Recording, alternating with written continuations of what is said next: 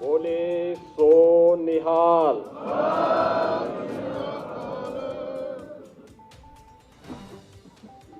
वीर बाल दिवस के अवसर पर आज के इस पावन कार्यक्रम में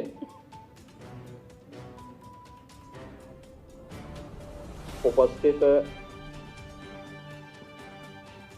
प्रदेश के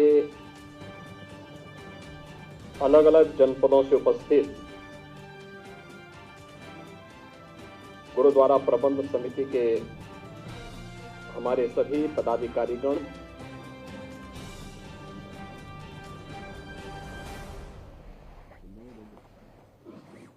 देश के सिख परंपरा के इतिहास से जुड़े हुए उन परिवारों के जो हमारे सम्मानित सदस्यगण हैं, उन सब का मैं प्रदेश शासन की ओर से और अपने सभी सहयोगी उप मुख्यमंत्री श्री केशव प्रसाद मौर्य जी, श्री ब्रजेश पाठक जी, प्रदेश अध्यक्ष चौधरी भूपेंद्र सिंह जी, प्रदेश संगठन महामंत्री श्री धर्मपाल जी, राष्ट्रीय स्वयंसेवक संघ के प्रांत प्रचारक कौशल जी, प्रदेश सरकार के मंत्रीगण,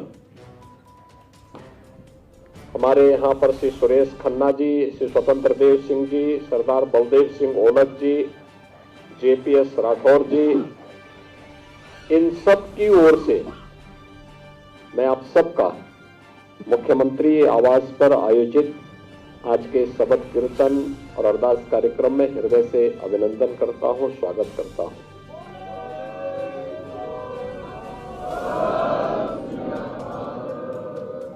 हमारे गुरुद्वारा प्रबंध कमेटी के प्रधान सरदार राजेंद्र सिंह बग्गा जी, अल्पसंख्यक आयोग के सदस्य सरदार परविंदर सिंह जी, प्रधान गुरुद्वारा याह्यागंज डॉक्टर गुरमीत सिंह जी, पूर्व मंत्री डॉक्टर महेंद्र सिंह जी, महापौर श्रीमती सुषमा खड़कवाल जी, माननीय विधायक श्री राजीव गुंबर जी, माननीय विधायक डॉक्टर नीरज बोरा जी, विधान परिषद सदस्य श्री ढिल्लो जी, श्री सुभाष यदुवंश जी और उपस्थित सभी बहनों और भाइयों, आज पूरा देश और धर्म के लिए शहादत की एक नई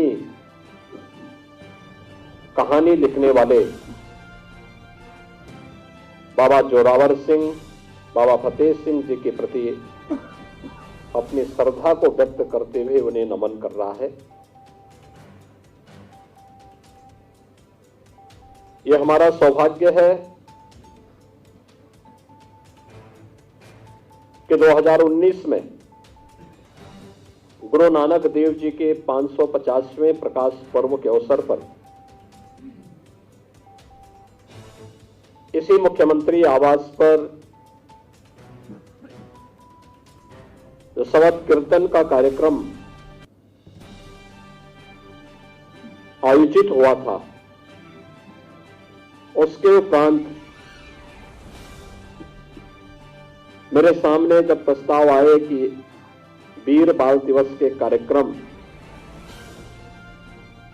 को आयोजित करने के लिए, तो मैंने कहा इससे अच्छा पावन अवसर और क्या हो सकता है कि ये मुख्यमंत्री आवास पर ही आयोजित हो।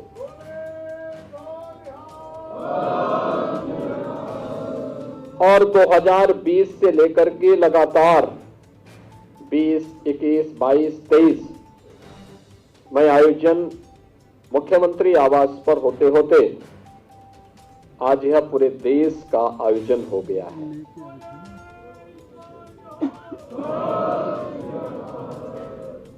आज ही की वो तिथि है जब गुरु गोविंद सिंह जी महाराज के दो साहबजादे बाबा जोरावर सिंह, बाबा फतेह सिंह वजीर खां के हाथों दीवानों में चुने गए थे।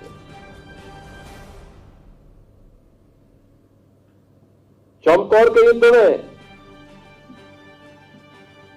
दो बड़े साहबजादे बाबा अजीत सिंह, बाबा जुझार सिंह शहादत को प्राप्त हुई और माता गुजरी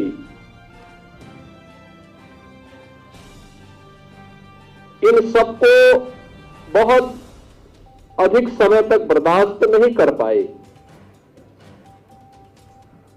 क्या नहीं बीता था उस समय, लेकिन एक ही बात थी, एक ही लक्ष्य था कि देश और धर्म पर आंच नहीं आने देंगे। एक ही उद्देश्य के लिए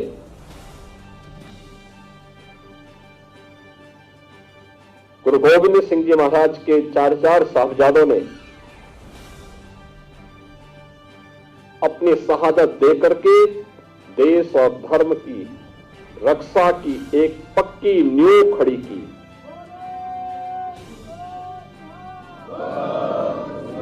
जिस पर न केवल आज भी सिक्की पंथ बल्कि पूरा देश गौरव की अनुभूति करता है, पूरी श्रद्धा और सम्मान का भाव व्यक्त करता है।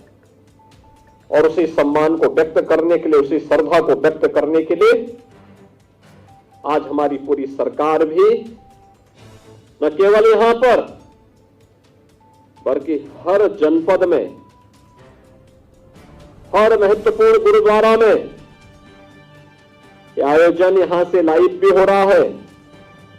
वहां पे सभी जनप्रतिनिधि और संगठनों के पदाधिकारीगण एकत्र होकर के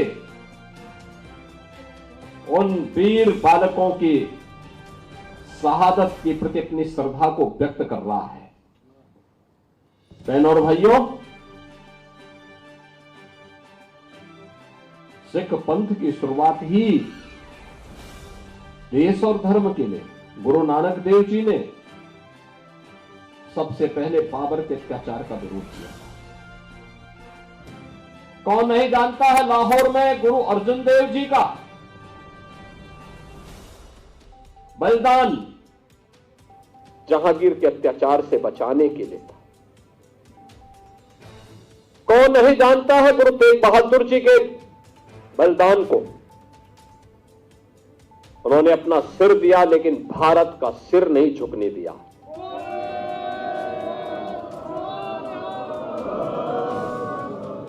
आज कश्मीर भारत का हिस्सा है और भारत का शीश बना हुआ है, इसलिए क्योंकि हमारे गुरु तेग बहादुर जी ने अपना शीश देकर के इसकी कीमत चुकाई है।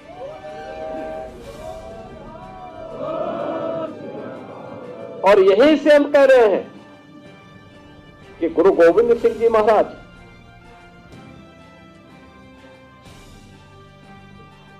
एक ऐसे पिता हैं जिन्होंने अपनी आंखों के सामने अपने पुत्रों को बलिदान होते हुए देखा है। एक ऐसे पुत्र हैं जिन्होंने अपने पिता को अपनी आंखों के सामने बलिदान होते हुए देखा है। क्या उम्र है उस समय गुरु गोविंद सिंह जी महाराज की, जब पिता कश्मीर के लिए सिर दे रहा है,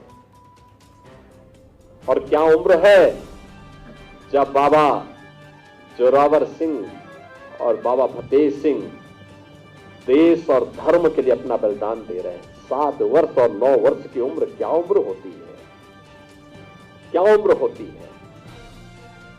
बहनों और भाइयों,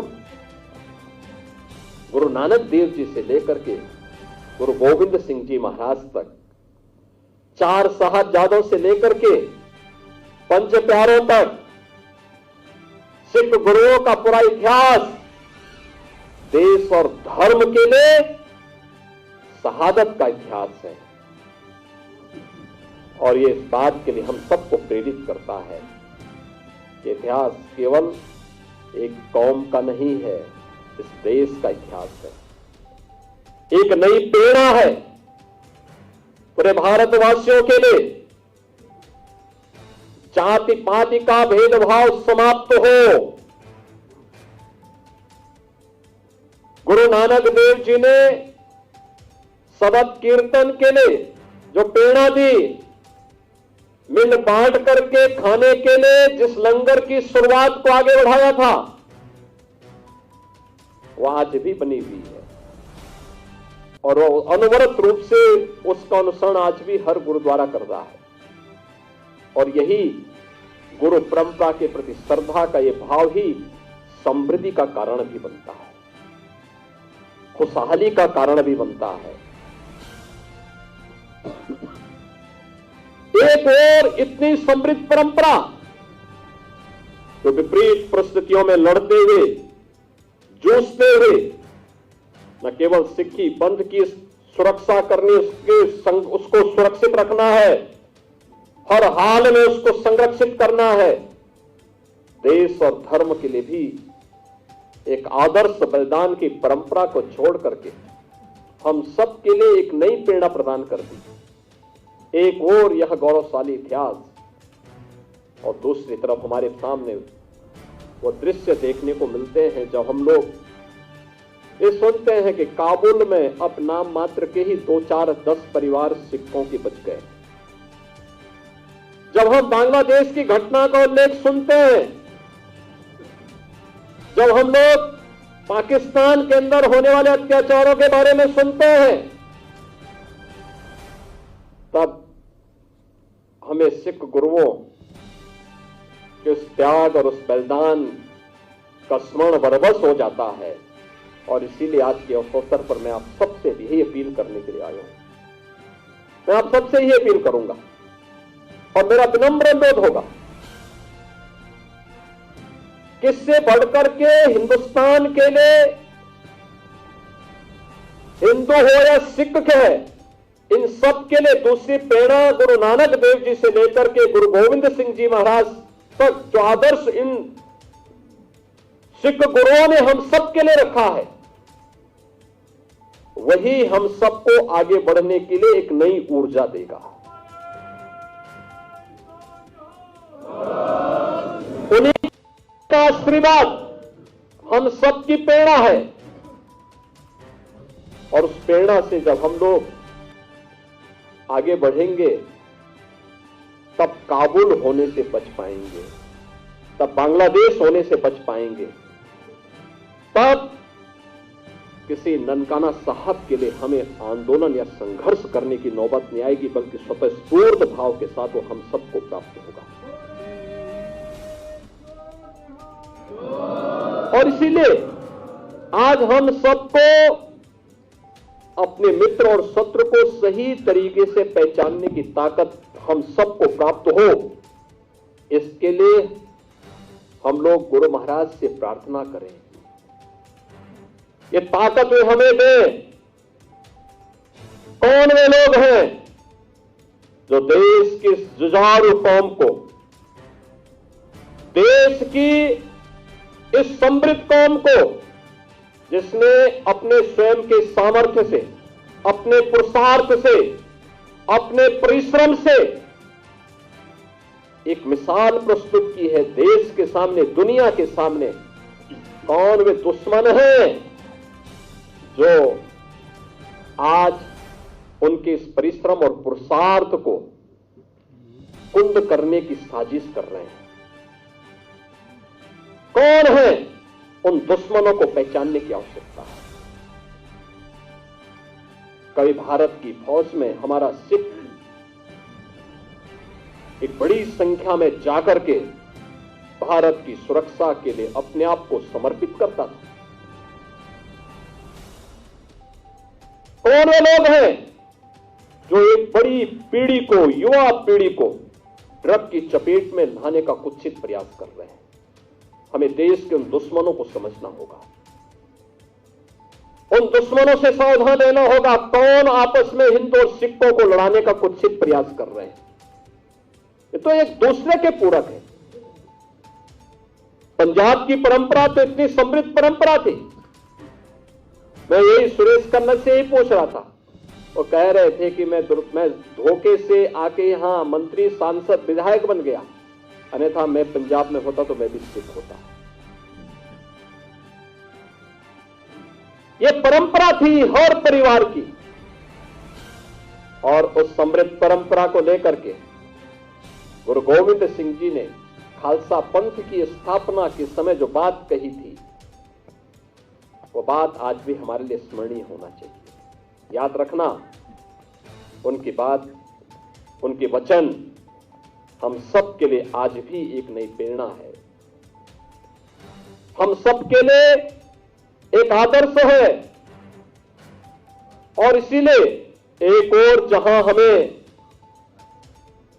उन सिख गुरुओं के प्रति अपनी श्रद्धा को व्यक्त करते हुए इस नई प्रेरणा को आगे बढ़ाने का कार्य करना होगा, वहीं साथ ही साथ याद करें,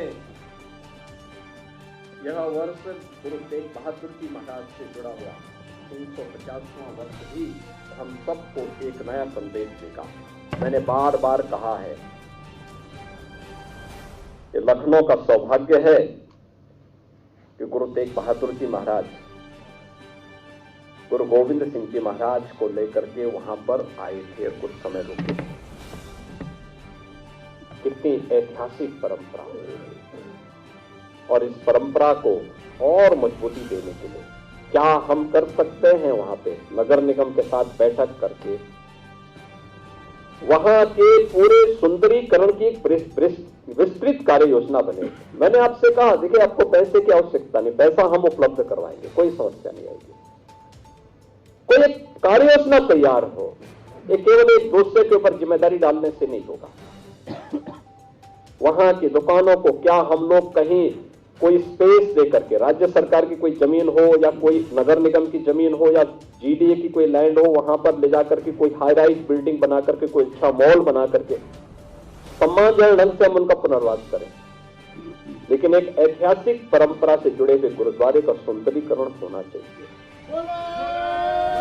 और इससे अच्छा अवसर नहीं मिलेगा जब हम लोग गुरु तेग बहादुर जी महाराज के 400वें इस महान दिवस के अवसर पर जब जुटेंगे। उस अवसर पर हम लोगों के सामने पता नहीं कितने लोग रहते हैं, कितने लोग नहीं रहते, क्या परिस्थितियां आती हैं। अभी से इसकी तैयारी होनी चाहिए, प्रयास होना चाहिए, कार्य योजना बने, उसको लागू करने की तैयारी होनी चाहिए। ये हम लोगों के आदर्श है, वो हमारी प्रेरणा है।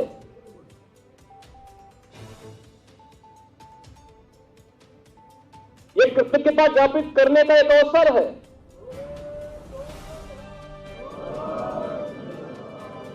एक कृतज्ञता ज्ञापित करने का इससे अच्छा अवसर नहीं हो सकता कि गुरु तेग बहादुर जी महाराज ने जिस कश्मीर की रक्षा करने के लिए, कश्मीरी पंडितों की रक्षा करने के लिए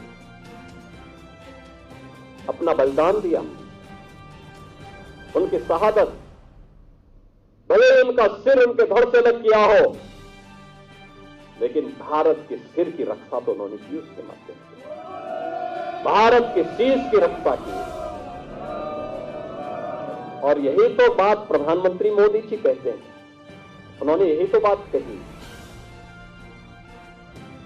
जब प्रधानमंत्री मोदी जी ने 26 दिसंबर की तिथि को वीर बाल दिवस के रूप में आयोजित करने की घोषणा की, और उसमें बाबा जोरावर सिंह और बाबा फतेह सिंह के प्रति अपने श्रद्धा और सम्मान को व्यक्त किया। कृतज्ञता इस दिवस को वीर बाल दिवस के रूप में घोषित किया, कृतज्ञता ज्ञापित करने का एक माध्यम हमें दिया। अपने प्रधानमंत्री जी ने कहा कि हर भारतवासी को चाहिए, उसका एक धर्म है और वह है राष्ट्र धर्म है। देश सर्वोपरि है, राष्ट्र सर्वोपरि है, राष्ट्र सर्वोपरि है। यह भाव गुरु तेग बहादुर जी महाराज ने हम सबको दिया है। भले ही मेरा शीश मेरे धड़ से अलग हो जाए, लेकिन मेरे भारत का शीश नहीं झुकना चाहिए, नहीं झुकना चाहिए। और हम लोग जब देखते हैं, सुनते हैं, और मैं तो देखता हूं सिख गुरुओं के इतिहास को, सिख परंपरा के इतिहास को, महाराजा रणजीत सिंह हुए। महाराजा रणजीत सिंह ने जितना सोना स्वर्ण मंदिर में दिया, उतना ही बाबा काशी विश्वनाथ मंदिर को भी दिया। काशी विश्वनाथ मंदिर का शिखर और दरवाजे स्वर्ण मंडित हुए या सोना महाराजा रणजीत सिंह जी ने दिया था।